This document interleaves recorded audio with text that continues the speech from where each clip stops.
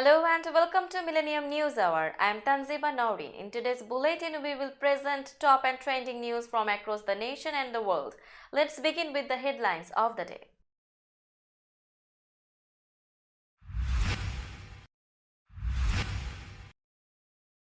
Donald Trump to be allowed back on Facebook after 2-year ban.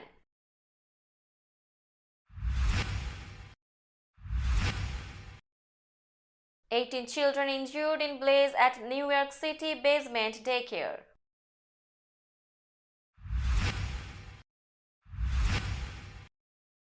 Unimaginable, 2 children dead, infant hospitalized.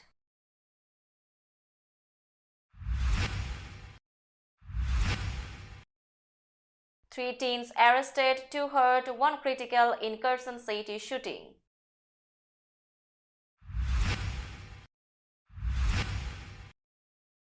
Suspect in Half Moon Bay farm killings faces 7 murder counts.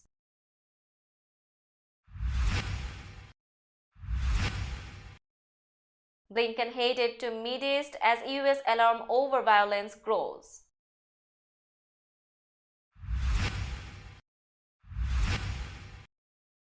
Trump impeachment leadership joins California Senate race.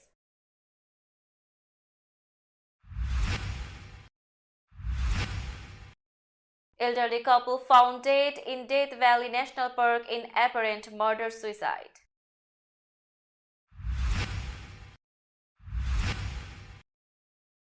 Chinese engineer sentenced to 8 years in US prison for spying.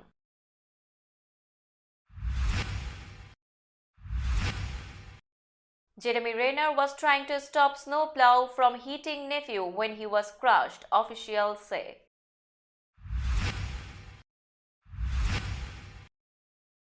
Justin Bieber sells rights to Baby rest of music catalog.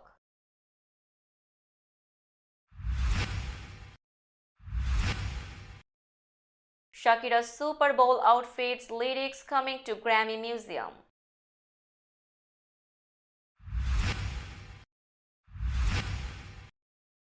Russian attacks on Ukraine reported, at least 11 dead.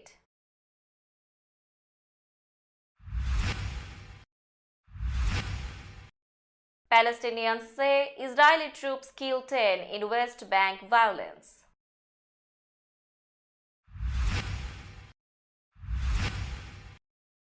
Yellen says Africa to shape world economy as US re-engages.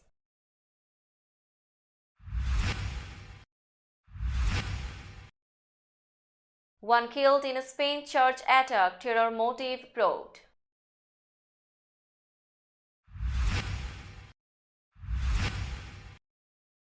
Black boxes from Nepal plane crash to be sent to Singapore.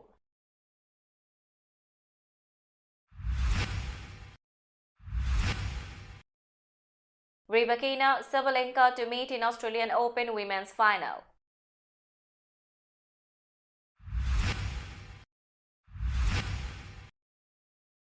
And dummy of Vinicius Jr. hanged off bridge ahead of Derby.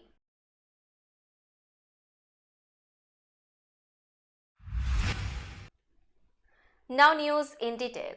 Facebook parent Meta said Wednesday it will restore former President Donald Trump's personal account in the coming weeks, ending a 2-year suspension it imposed in the wake of the January 6 insurrection. The company said in a blog post it is adding new guardrails to ensure there are no repeat offenders who violate its rules, even if they are political candidates or world leaders. The public should be able to hear what their politicians are saying, the good, the bad and the ugly, so that they can make informed choices at the ballot box, wrote Nick Clegg, Meta's vice president of global affairs. Clegg added that when there is a clear risk to real-world harm, Meta will intervene. In the event that Mr. Trump posts further violating content, The content will be removed and he will be suspended for between 1 month and 2 years, depending on the severity of the violation. He wrote, Facebook suspended Trump on January 7, 2021 for praising people engaged in violent acts at the Capitol a day earlier. But the company had resisted earlier calls, including from its own employees, to remove Trump's account. Meta said Trump's accounts will be restored in the coming weeks on both Facebook and Instagram. Banned from mainstream social media, Trump has been relying on Truth Social, which he launched after being blocked from Twitter. 18 children were injured after a fire erupted Wednesday afternoon at a daycare center located in the basement of a home in the Queens borough of New York City, fire officials said. The New York City Fire Department received a call after 2 p.m. Wednesday and found a heavy fire at a residence around 72nd and 147th Street. Fire marshals said the blaze was sparked by a lithium-ion battery. The fire department said a total of 18 pediatric patients were removed from the building. One was in critical condition and hospitalized. The other 17 were stable and refused medical attention at the scene. Firefighters removed one of the pediatric patients from the fire area in the basement, officials said. The fire was under control about 40 minutes after firefighters arrived and was confined to the basement. The NYC Department of Building said that inspectors observed 2 commercial businesses, a daycare and a dental lab, operating in the basement of the 2-story single-family home. Following the inspection, the department issued violations for construction work done in the cellar without DOB work permits and for occupying the cellar contrary to city records, the department said. A 32-year-old mother in Massachusetts is expected to be charged in the killing of her 2 children and the injuring of her infant son, Plymouth District Attorney Timothy Cruz said Wednesday. Authorities arrived at a house in Duxbury on Tuesday night after receiving reports that a woman jumped out of a window. They found her and the children unconscious with obvious signs of trauma. The mother, Lindsay Clancy, remains hospitalized and will be arraigned on homicide charges after she is released, Cruz said. It appears the children were strangled, he added. Late Wednesday, Cruz said on Twitter that an arrest warrant had been issued for Clancy for 2 counts of homicide and 3 each for strangulation and assault and battery with a deadly weapon for the deaths of her 2 children. Clancy is under police custody. This is an unimaginable, senseless tragedy, and it is an ongoing investigation, Cruz said at a news conference Tuesday near the scene in Duxbury, a coastal town about 30 miles south of Boston. Police and firefighters responded to the home just after getting a 911 call from a male resident who reported the woman jumped out the window, Cruz said. A 5-year-old girl, Dora Clancy, and her 2-year-old brother, Dawson Clancy, were pronounced dead at the hospital, he said. A 7-month-old boy was flown to a Boston hospital for treatment. Lindsay Clancy is a labor and delivery nurse at Massachusetts General Hospital, according to the Boston Globe. 3 juveniles have been taken into custody as suspects in a shooting in Carson City that injured 2 teens, including one who remained hospitalized Wednesday in critical condition. Detectives have determined approximately 17 shots were fired from handguns and several vehicles were damaged by a fleeing vehicle during Tuesday night's shooting, the sheriff's office said in a statement. The motive appears to be drugs at this point in time, Carson City Sheriff Ken Furlong told the Nevada Appeal. Deputies recovered multiple baggies containing marijuana and mushrooms from inside the vehicle that fled the area. Furlong said extra deputies and juvenile probation officers were assigned to area schools on Wednesday to enhance security, but there were no immediate reports of any additional danger. The youth, who remained in critical condition at Reno Regional Medical Center in Reno, was identified as a 16-year-old from neighboring Leon County who was shot in the face. One of the 3 suspects arrested, a 16-year-old from Carson City, was treated for gunshot wounds to both legs Tuesday night before he was discharged and taken to the Carson City Juvenile Detention Center. A farm worker accused of killing 7 people in back-to-back shootings at 2 Northern California mushroom farms was charged Wednesday with 7 counts of murder and 1 of attempted murder. Chun-Li Jiao, 66-year-old, was set to make his first court appearance Wednesday, but it was postponed until February 16. San Mateo County District Attorney Steve Wagstaff said his two attorneys did not immediately respond to calls and emails seeking comment. Wagstaff, speaking outside the courthouse, declined to share any additional details on a motive in the killing of Zhao's current and former co-workers, saying he wanted to keep the details out of the public eye to ensure a fair trial. Sheriff's officials have said it was workplace violence. It was California's third mass shooting in 8 days and the largest in San Mateo County's history. Wagstaff said it followed the killing of 11 people in the Los Angeles area amid Lunar New Year celebrations Saturday. Secretary of State Antony Blinken will travel to Egypt, Israel and the West Bank this weekend in his first trip to the Middle East this year. Amid an escalation in Israeli-Palestinian violence, U.S. concerns over the direction of Israel Prime Minister Benjamin Netanyahu's new government and ongoing issues with Egypt's human rights record.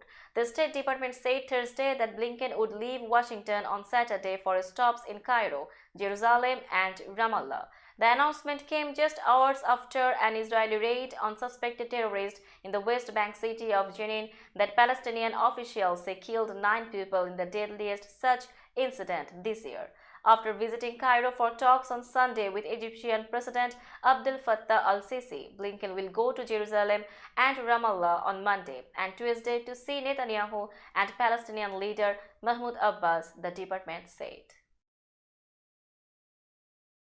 Democratic Representative Adam Schiff, who rose to national prominence as the lead prosecutor in President Donald Trump's first impeachment trial, announced Thursday that he is seeking the U.S. Senate seat currently held by Senator Dianne Feinstein.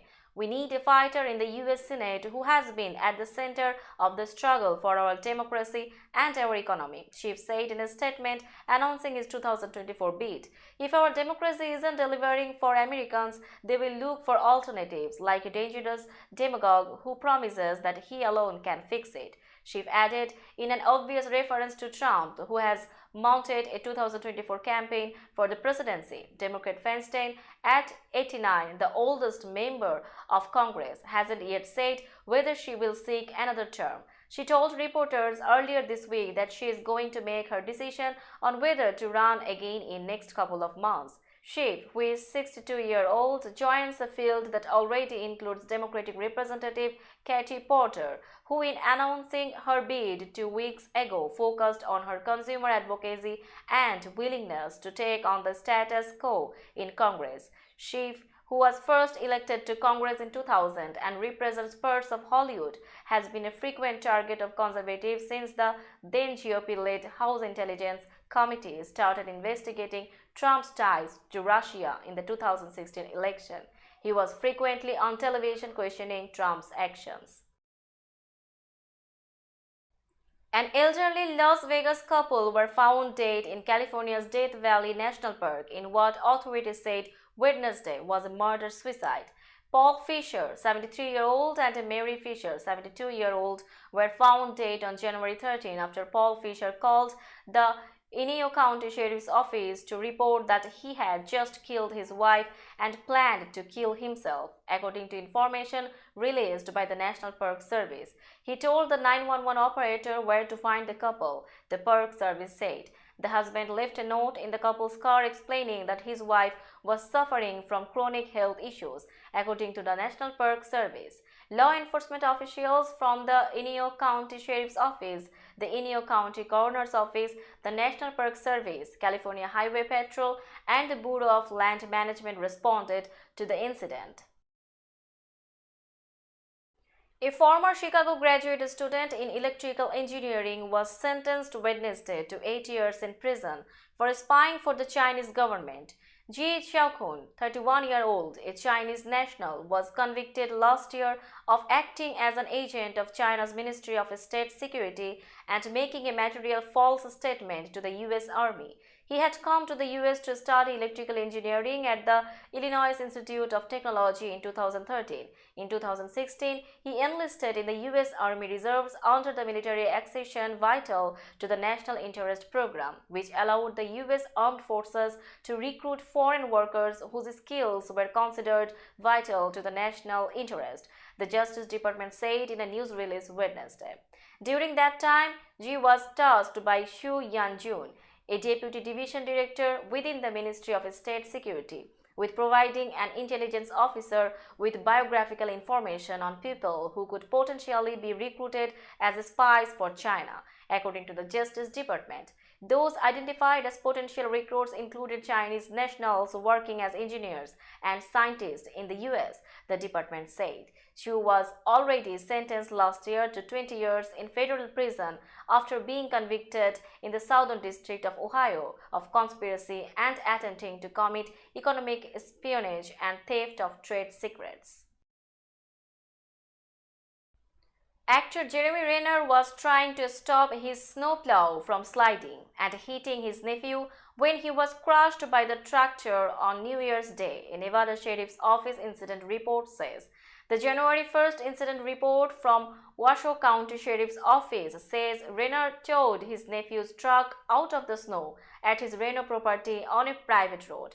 The plow, called a piston bully, started sliding down a hill, so Renner got out but without putting the emergency brake on, the report says. The plow, which runs on a track, was then sliding toward his nephew, who was in his truck. The report says Renner tried to step up on the track to divert the plow or stop it. Renner was pulled under the piston bully and the track rolled over him. The report says Renner suffered injuries to his torso, extremities, face and head. The report also says there were some mechanical issues with the truck, but it's believed that the parking brake would have stopped the plow from moving forward. The 52-year-old actor was hospitalized on New Year's Day following the incident. In a post to his Instagram last week, he wrote a long update on his condition. Justin Bieber's record-breaking pop hits from Baby to Sorry are no longer his after the superstar sold the rights to all his early career music. The Canadian-American pop star's 6 albums, including his most recent album Justice, are part of the massive catalog sale deal with Hipgnosis, a UK-based music investment company. Top artists like Sting, Bob Dylan and Shakira have in recent years sold rights to their catalogs for massive sums, but at 28, Bieber is the youngest superstar singer to do so. Hipgnosis acquired Shakira's catalog in 2018.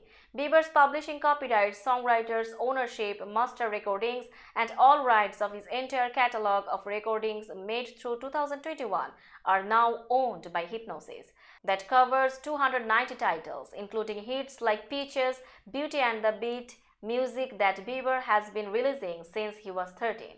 The deal's financial details have not been disclosed, but Billboard magazine reports that the sale was worth an estimated $200 million. Shakira's 2 outfits worn during a Super Bowl halftime performance, her handwritten lyrics and her heavily crystallized electric guitar are among the items that will be on display for a museum exhibit in Los Angeles. The Grammy Museum announced Thursday that the multi-Grammy winner will have her first exhibit opening on March 4. The exhibit called Shakira, the Grammy Museum Experience, will feature 40 artifacts from her personal archive in the museum's permanent Latin music gallery. The museum exhibit will explore Shakira's musical evolution from her origin as a Latin performer in Colombia to reaching global superstardom as a multi-genre performer, who spans several genres including bachata, rock, bhangra, and reggaeton. Shakira's electric guitar that's covered in 70,000 black crystals and acoustic guitar used for songwriting will be displayed. Other items include her outfits from her El Dorado tour in 2018 and a leaf-covered bikini she wore on the Oral Fixation Volume 2 album in 2005. Now it's time for global updates.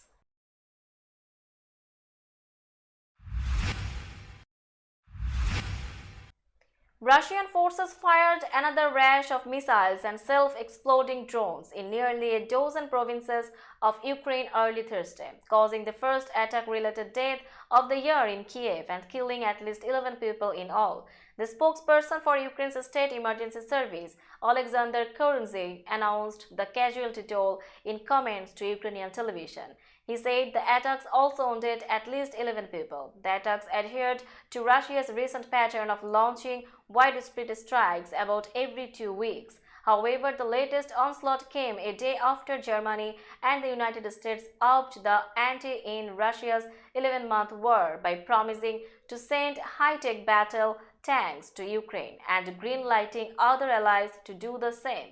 Kiev Mayor Vitaly Klitschko said one person was killed during the attacks, the capital's first such death since New Year's Eve. 2 others were injured, he said. The head of the Kiev city administration, Serhiy Popko, said Ukrainian air defenses shot down 15 cruise missiles heading to the area. Israeli forces killed at least 9 Palestinians, including a 61-year-old woman, and wounded several others in a large-scale raid Thursday in a flashpoint area of the occupied West Bank, Palestinian officials said. It was the deadliest single operation in the territory in 2 decades. The Israeli military also fatally shot a 22-year-old Palestinian later in a separate incident. The raid in the Jenin refugee camp increases the risk of a major flare-up in Israeli-Palestinian fighting days, poses a test for Israel's new hardline government, and cast a shadow on U.S. Secretary of State Antony Blinken's expected trip to the region next week. Hamas, the Islamist militant group that controls Gaza, threatened revenge. Violent escalations in the West Bank have previously triggered retaliatory rocket fire from the Gaza Strip. Israeli forces in the West Bank and on the country's border with Gaza went on heightened alert. Protesters poured into the streets across the territory, chanting in solidarity with Jenin, and Palestinian President Mahmoud Abbas made top advisors to discuss a response to the raid. A senior official said the Palestinians were expected to halt security coordination with Israel, a move it has tried in the past with little success. U.S. Treasury Secretary Janet Yellen discussed South Africa's transition from its heavy reliance on coal to greener energy sources during talks with the country's finance minister Thursday.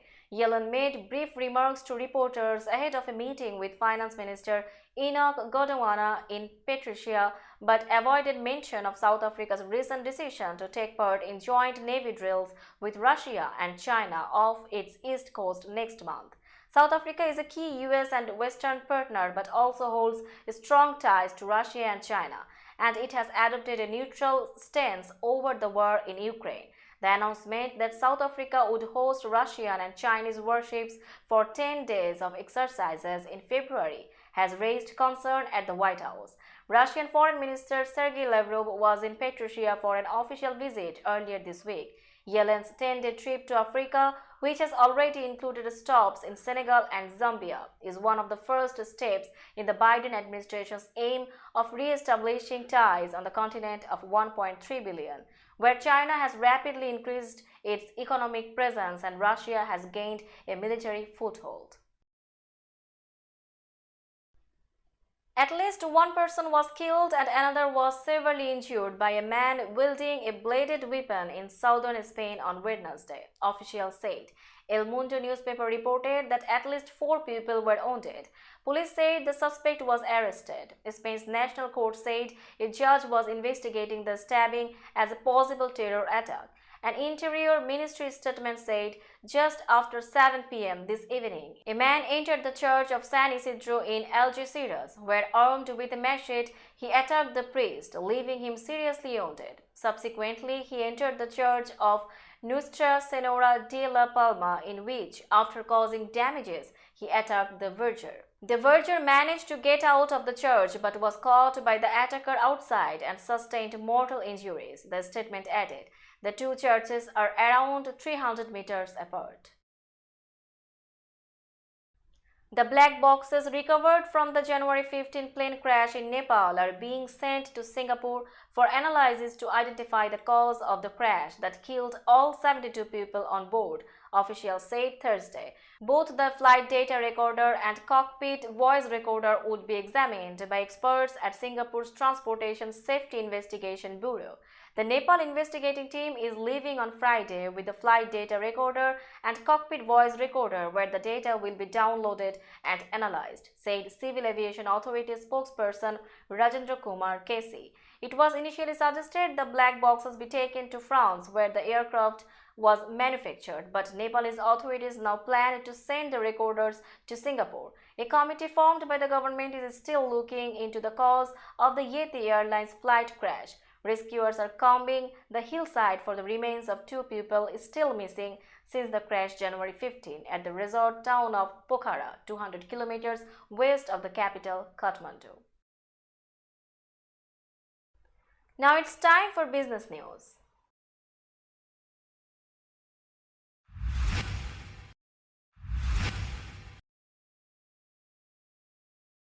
New York stock close price is 15,947.78. The NYSE composite is increased by 58.51 points or 0.37%.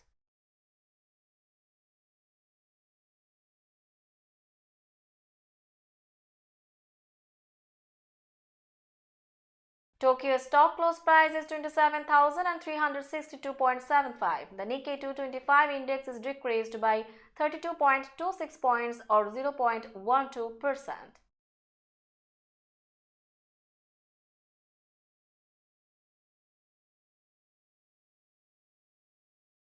Shanghai stock close price is 3,264.8138. The Shanghai Composite Index is increased by 24.53 points or 0.76%.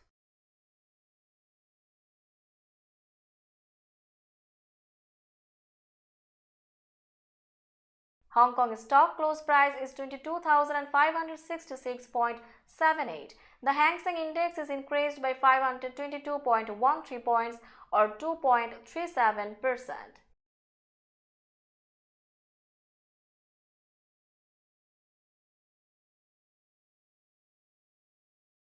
Bombay stock close price is 60,205.06. The Sensex index is decreased by 773.69 points or 1.27%.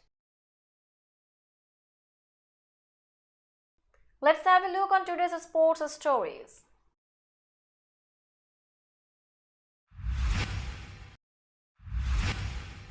What all seemed so different, so daunting even about trying to win a Grand Slam title to Elena Rybakina a little more than 6 months ago is now coming rather naturally. And if she can win one more match, she will add a championship at the Australian Open to the one she collected at Wimbledon.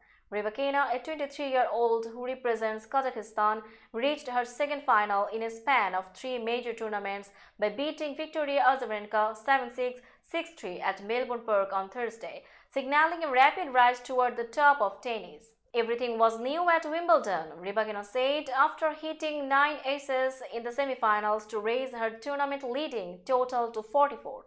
Now I more or less understand what to expect. That could come in handy Saturday, when she will face number 5 seed Aryna Sabalenka of Belarus. Sabalenka reached her first Grand Slam title match at age 24 by beating unseeded Magdalena 7-6, 6-2 in Thursday's second semi-final. A dummy of Real Madrid forward Vinicius Jr. was hanged from a highway bridge early Thursday, hours before the team's match against Atletico Madrid in the Copa del Rey. The perpetrators used a black figure with Vinicius Jr.'s name on it, tied a rope around its neck and hanged it from an overpass in Madrid along with a banner with the words, "Madrid hates Real." The banner and the figure apparently were attached to the bridge while still dark early Thursday morning. Vinicius, who is black, has been subjected to racist taunts more than once in Spain. The Brazil forward has complained on social media about being targeted by racists since he came to play in Europe. The message on the banner is often used by one of Atletico Madrid's ultra fans groups. though it denied being responsible for the display. Let's have a look on today's weather forecast.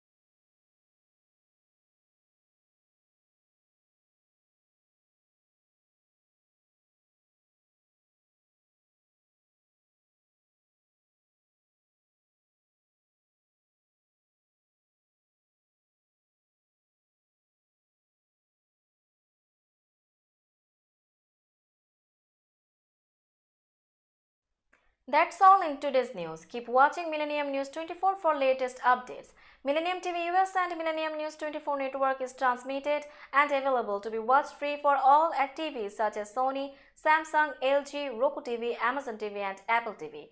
And also in all European countries and Australia available with the Sky Network, Worldwide Jadoo TV, Radiant IPTV, Worldwide Jago Media Network and Horizon Satellite globally. Stay connected with us for all types of informative and entertainment program. Thank you.